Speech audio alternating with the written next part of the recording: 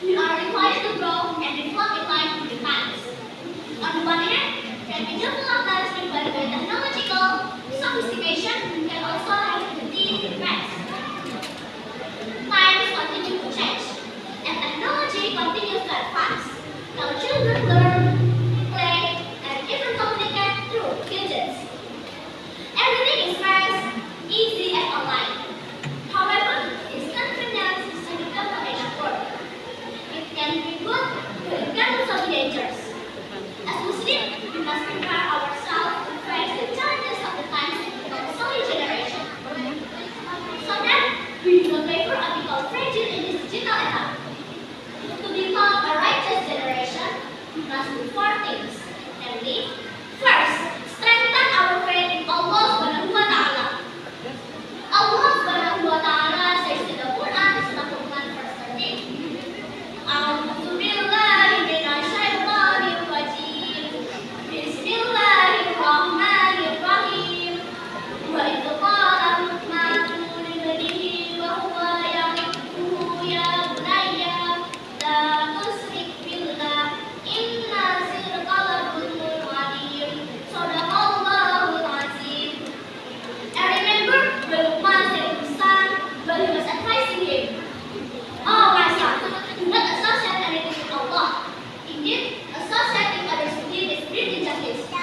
And from the story of Luqman, whose name is word, renowned and beautifully engraved in the Quran.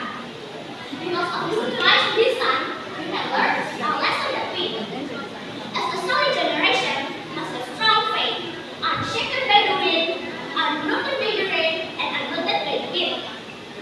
Second, Ahsanul Khuluq. Good character is exemplified by the noble Prophet Muhammad Sallallahu Alaihi Wasallam.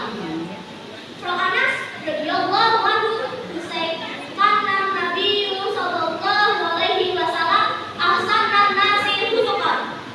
The Prophet Muhammad Sallallahu Alaihi Wasallam was the best of people in character. The moral values we also learn from the Prophet are inclined to the five laws of our madrasah education, namely love for God, oneself, fellow human beings, the environment, and love for knowledge. If we instill these five laws, we will have a personality that is faithful, characterful, caring, and able to benefit others. Third, syarikul ibadah, which is worshiping sincerely and indirectly. For example, perform prayers according to the guidelines. Not because you are following others or because you are watching others do it. Read the Quran for worship. Practice its verses so that our steps are always guided. Four, use gadgets wisely. Filter before sharing, so that the news that spreads remains clear and wholesome. Avoid posts that spread hatred, but spread news that foster goodness. Soothes the soul and strengthens the line of faith. Subhanallah, dear friends, if we possess these four qualities, inshallah, we will become a generation that is ready for development of the times. A generation that is righteous and digital and a source of pride for Islam. We will be loved by the inhabitants of heaven and loved by the inhabitants of earth. Therefore, let us enthusiastically prepare ourselves to become solid leaders who are friends of the Ummah. Ladies and gentlemen, before I conclude this speech, allow me to recite a quote as a soothing reminder for the heart and soul.